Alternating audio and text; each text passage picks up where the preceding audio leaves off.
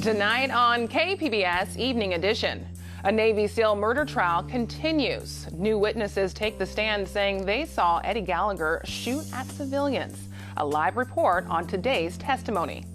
Plus, the rules have changed when it comes to living in your car on San Diego streets. After a brief grace period, police are now enforcing the law. And a new investigation into a migrant center in Texas is causing public outcry. Why attorneys believe there are hundreds of children being treated inhumanely. KPBS Evening Edition starts right now.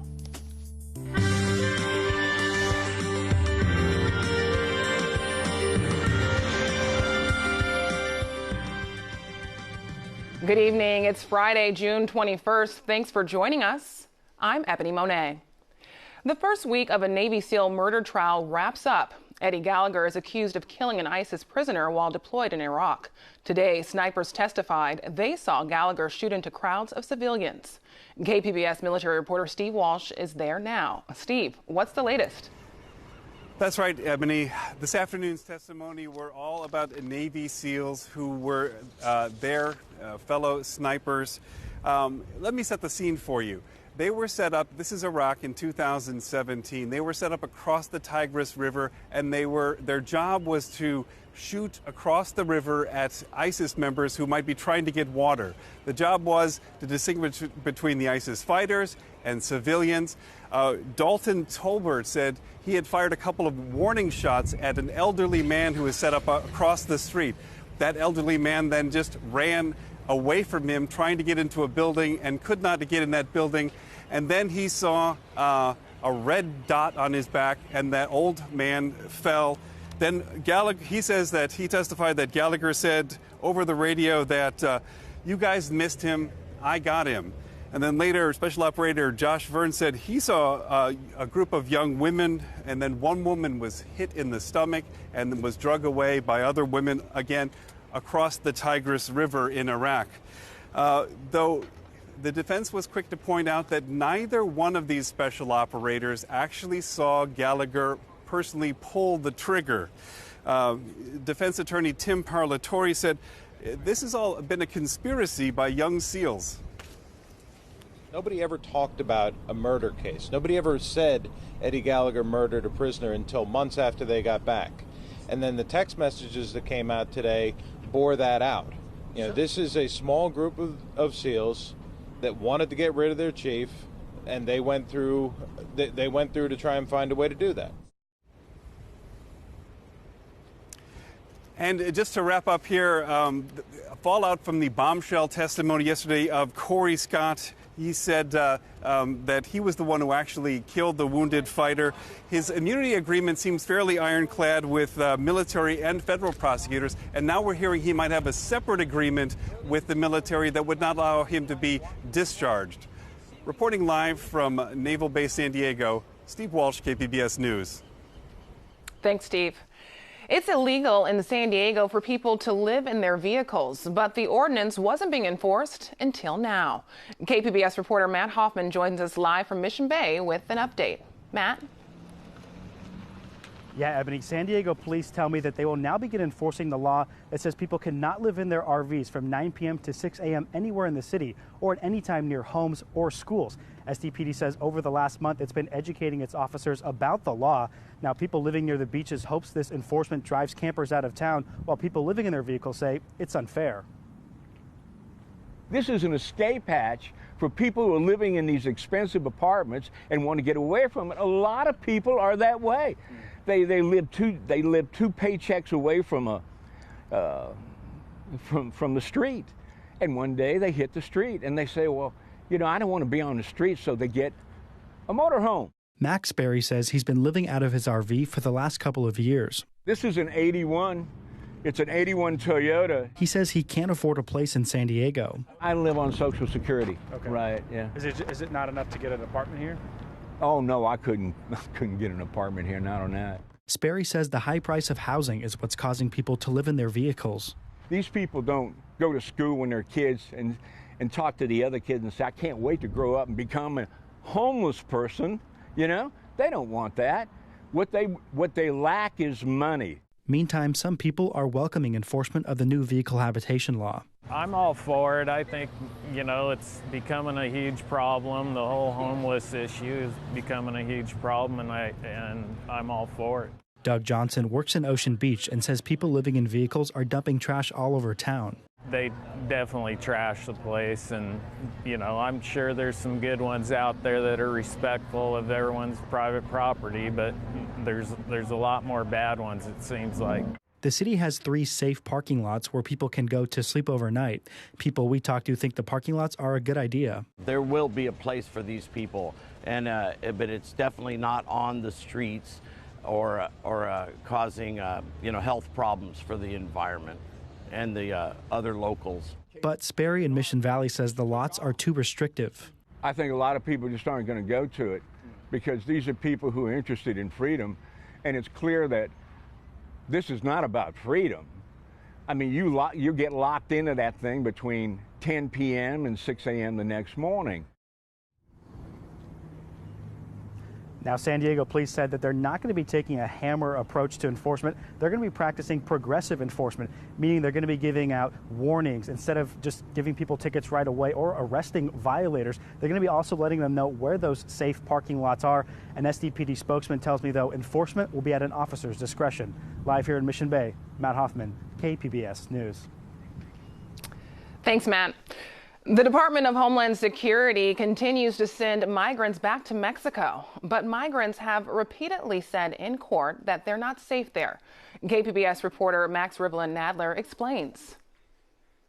4 days a week, Central American migrants are brought to this nondescript office building in downtown San Diego for hearings in their pending asylum applications under the program known as the Migrant Protection Protocols, or MPP.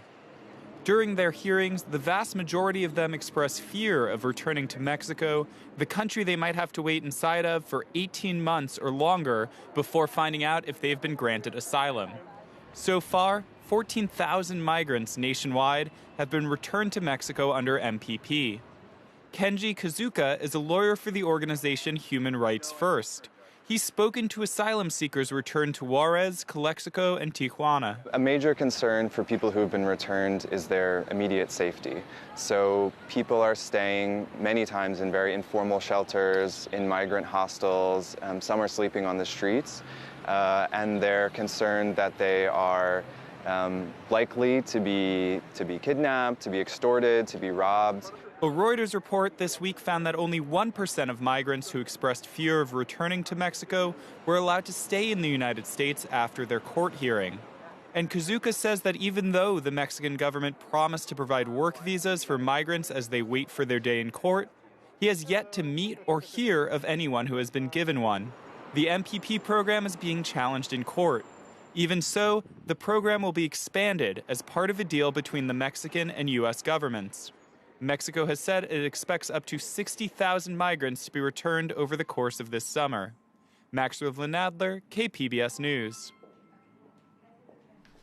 U.S. detention facilities housing migrants continue to come under fire for inhumane conditions. A recent investigation into one in Texas is especially raising concerns.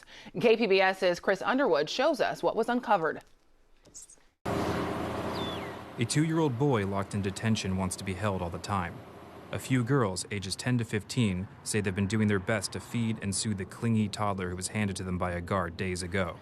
Lawyers warn that kids are taking care of kids, and there's inadequate food, water, and sanitation for the 250 infants, children, and teens at the Clint Border Patrol Station in Texas. We really have a dire situation here, both because of the unsanitary conditions that these children are being kept in, the unhealthy facility that's being run there that's not made for children, and the number of children who are being kept there. This bleak portrait emerged Thursday after a legal team interviewed 60 children at the facility near El Paso. It has become the latest place where attorneys say young migrants are describing neglect and mistreatment at the hands of the U.S. government. Law professor Warren Binford, who was helping interview the children, described her discovery. This was not a facility that was even on our radar until last week when we found out that children recently have started to be sent there, and then we arrive and we find out that there are over 350 children there when we arrived. Many children interviewed had arrived alone at the U.S.-Mexico border, but some had been separated from their parents or other adult caregivers, including aunts and uncles, the attorney said. Data obtained by the Associated Press showed that on Wednesday, there were 3 infants in the station, all with their teen mothers, along with a 1-year-old, 2 2-year-olds, and a 3-year-old. There are dozens more under 12. 15 have the flu, and 10 more are quarantined. We've seen the worst conditions that we've seen in the last 3 years of conducting these visits. That in the last week at Ursula and this week at the Clinton border facility, we are seeing sick children, we are seeing dirty children, we are seeing hungry children, we're seeing children who have been separated from their parents and other family members, children who within the facility are being separated from their siblings, which they need to be with their siblings right now. We are seeing dirty clothes on them. Many of them have not been bathed. Many of them talk about how hungry they are. These children have been falling asleep, some of them during the interviews with us. They have also talked about how dizzy they are, the headaches that they have. The lawyers inspected the facilities because they are involved in the Flores settlement. It's a Clinton-era legal agreement that governs detention conditions for migrant children and families. The lawyers negotiated access to the facility with officials and say Border Patrol knew the dates of their visit 3 weeks in advance. Our children are telling us that there have been over 300 children in a single room. If that's true, which it appears to be, then literally the United States is warehousing children in a Lord of the Flies scenario, and we've got to do something about it. Since late last year, 5 migrant children have died while in the care of Customs and Border Protection. President Trump is talking about his recent meeting with San Diego Mayor Kevin Faulconer. It happened this week in Washington, D.C. The two spoke about some of San Diego's biggest issues, such as the Tijuana sewage flow, homelessness, and cross-border trade. But last night, President Trump went on Fox News and claimed Faulconer thanked him for the border wall. Take a listen. We just finished San Diego, as you know, San Diego and California. They're so happy. The mayor was just up in my office, great guy, and he came up to thank me for having done the wall because it's made such a difference. He said it's like day and night. He said people are flowing across and now nobody can come in. Mayor Faulconer's office responded to Trump's comments, saying in part, "That's not what Mayor Faulconer said. We all know that the president uses his own terminology, but that wasn't the focus of their conversation." Legendary local drag queens are being honored throughout the summer at the San Diego History Center. And I got a sneak peek of the exhibition that opens tonight. We're here at the San Diego History Center where the performance art of drag is being celebrated. The exhibition is called The Legendary Drag Queens of San Diego, and we're here now with the curator and internationally recognized author, Dr. Lillian Faderman. Thank you for being with us. Thank you for inviting me. This exhibition also commemorates the 50th anniversary of the Stonewall riots. Can you tell me, why was that such a pivotal moment in the LGBTQ movement? The Stonewall riots were so important because it was the first time on a large scale involving a couple of thousand people that gay people, as we were all called in 1969, fought back, and fought back for 4 nights, fought back in great anger because they had realized that gay people endured decades of persecution and discrimination, and it was time to make our upsetment felt. And so it became a pivotal moment. As one gay wit said, it was the hairpin drop heard round the world. The riots themselves ignited more organizing, such as the Gay Liberation Front, and then a year later, to commemorate the riots, the first pride parades. There were pride parades in New York and Los Angeles and San Francisco and Chicago, and they grew and grew, and now, of course, millions of people worldwide participate in these pride parades. So how does the story of drag fit into the larger exhibit, which is entitled The LGBTQ San Diego Stories of Struggle and Triumphs? In 1966, the San Diego City Council passed a law that prohibited cross-dressing in San Diego. And of course, a lot of people who did cross-dress, many people that we would call transgender now, were arrested as a result of that law. But despite that, a club opened here in 1968 called the Showbiz Supper Club. So there was a real distinction between cross-dressers on the street and cross-dressing as entertainment. Drag queens are, they are fabulous entertainment, and the history goes back a long way, all the way to the 19th century when drag was a staple of vaudevilles, and drag performers were some of the highest paid performers in vaudeville. But in San Diego, the history of drag as entertainment goes back to 1968 with the Showbiz Supper Club. That went until 1982. In the 1990s, Lips opened and is still going as a venue of drag entertainment. And I want to emphasize that it really has become entertainment for crossover groups. When you think about drag queens, one might think about the glamorous costumes or the glamorous hair and makeup, but the people who participate tell us that it's so much more than that. And here to tell us more about that is Queen Mother of the Americas, longtime Latino and LGBTQ activist, Nicole Murray Ramirez. You have to remember in the 1960s and 70s, homosexuality was illegal. And it was in this environment, most people were in the closets. The only fundraising mechanism for GLBT civil rights movement and agencies like our Center and our Pride were drag shows. In which they continue to help fund. But in those days, it was just the drag shows that raised most of the money that laid the foundation for many of our organizations that exist today, especially during the AIDS epidemic. And talk to me about how it feels from going from being illegal in something that was happening in nightclubs only to being celebrated in this way at a museum right here in Balboa Park? Well, to be honest, I think that RuPaul's Drag Race has focused on the art of drag. What people don't realize that probably it's in our DNA. There isn't a drag queen that hasn't been on the RuPaul drag show or any of these drag queens that have not raised money and been featured at benefits at no cost. Drag queens have been raising money for decades for the GLBT community, but it's also important to note that also outside of the community, we've done things for the Jerry Lewis Telethon and Cancer Society and Children's. We do toy drives and Easter egg hunt, and most of these are put on to this day by drag shows. What else do you hope people walk away from this exhibit learning about the drag performance and community? Well, I think that my hope with this exhibit will be an educational vehicle to people realize that the performers are not just entertainers. That's what I hope that they see, that there's not only a personality, but compassion and a commitment to making this world a better place.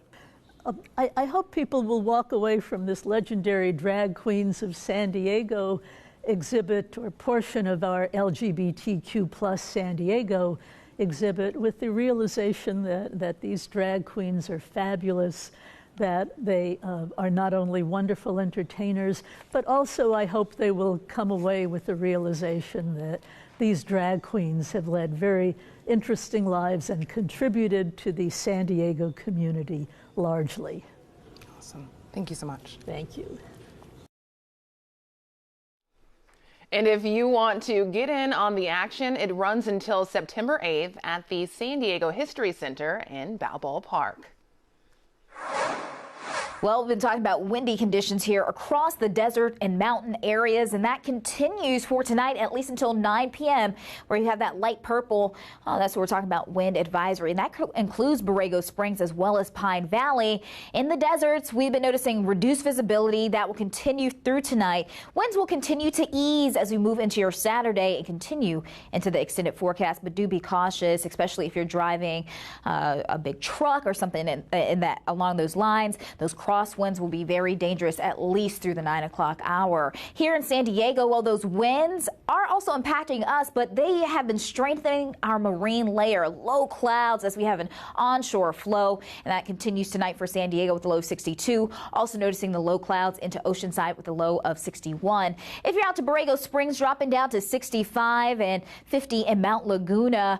And we move into your Saturday. It's a dry forecast, less wind, and a warmer trend even into the early week here. So that's going to be great news. You're looking at a high of 72 in Oceanside. Still going to be some morning clouds at the coast, so don't expect to start off with sunshine in Oceanside nor San Diego. We'll be topping off at 69 degrees in San Diego for Saturday, 101 in Borrego Springs, and 71 in Mount Laguna. Warm and dry across much of the southwest for the early week outlook as well, where our wet weather will be focused is further to the east across the Great Lakes and even extending into the portions of the southeast. But here at home, we're in our typical trend, highs in lower 70s at the coast for the next several days, and looking at low clouds through the morning with some sun in the afternoon. Inland areas also going to be looking at some low clouds for Saturday, Sunday into your Monday, but notice Monday a high of 80. So not feeling too bad out there. Summer-like conditions. And we're looking at a high of 101 Saturday, Sunday, remaining in the triple digits Monday in the deserts. Once again, winds ease out here. So no hazy skies, no blowing dust, just heat and sunshine. Moving into the mountains, also noticing those winds easing. Going to feel a tad bit cool tomorrow with a high of 71, and then into the mid-70s for your Sunday and Monday with lots of sun. Reporting for KPBS News, I'm your meteorologist, Dajia Swad. Back to you. After a lot of speculation and a call from President Trump to lower interest rates, this week, leaders of the central banking system of the U.S., the Federal Reserve, have kept interest rates unchanged. Still, economists predict rates will be lowered this year. We'll be talking about that and more for today's Friday Business Report with George Belch from SDSU's Fowler College of Business. What's motivating the Federal Reserve to hint at lowering interest rates? Well, what we have going on right now, it's a little bit of a battle between the Federal Reserve and President Trump. What the Fed's doing, they raised interest rates 4 times last year. And the president was very irate about it because he argues there's no real reason to do so. Now what they're trying to do, they're saying, you know, let's get ahead of the game. The main concern is a recession. Lowering interest rates are a way to head off the recession. Consumer spending is about 70% of our GDP. And if we have lower interest rates, that's going to make it possible to stimulate the housing market, automotive purchases, a lot of big durable items. But I think really what's behind this is that the Fed is saying we want to be proactive. There is concern. We have global tensions going on in the world. We have the situation in the Middle East. We have the trade issues with China. Many experts, economists are predicting that we could see 2 or 3 rate cuts over the next year. So that clearly should have a major economic stimulus, particularly going into the 2020 election year. Next up, cryptocurrency. What is it? Is it real money? How does it work? This week, Facebook announced Project Libra, which is a plan to bring digital money to millions of people. Now, this digital currency will be called Libra, and it's not going to be available for months. But, George, what do we know about it, how it will work? Well, cryptocurrency is basically a digital currency, but it's not just like a payment system. A lot of people think it's the same as a PayPal or Venmo. That's really not what it is. It's backed by cryptographic protocols. It is not regulated by the government. There's no central authority that controls cryptocurrencies. But in a sense, it becomes a recognized currency that people actually begin to use. But Facebook really has a much broader goal here. They want to bring this to the world. There are more than 2 billion people who use Facebook around the world, and they have a very difficult time doing financial transactions. They have to pay large fees sometimes to do it. So Facebook at least is stating that their goal is to bring this cryptocurrency to about 2 billion people. With the financial backing, it may work. And finally, there is a bill working its way through the California Senate that would limit short-term vacation rentals like the ones provided by Airbnb in coastal communities. If passed, what could this mean, George, for the short-term rental industry? Well, this would have a major, major impact on the short-term rental industry, because basically what it's going to say is all these coastal communities in San Diego, Pacific Beach, Mission Beach, Del Mar, all of them basically can't do short-term rentals anymore. Some of them, like Del Mar, already have their own legislation. But, for example, the city of San Diego does not. Other coastal communities have just looser regulations. And what this is about is saying that the investors have pretty much taken over the properties in the coastal communities. Instead of making them available to year-round renters, they are just taking the profits from doing short-term rentals, which are much more lucrative. So what this is designed to do is to try to put an end to that, and ultimately the backer of the bill, an assembly person from Encinitas here in San Diego, is saying we're going to use this as kind of a test market. This only is for San Diego, the coastal cities in San Diego right now. The original goal was to look at it over 5 years. Now they've rolled that back to 3 years, and they're saying in 3 years we're going to go examine this and see if it's had an impact in helping make rentals more accessible and maybe even the housing shortage. Well, we'll stop on that note, and we will definitely be monitoring that one as well. And that wraps it up for our Friday Business Report. George Belch, thank you for joining us. Thank you. You can find tonight's stories on our website, kpbs.org/evening edition. Thanks for joining us. Have a great night.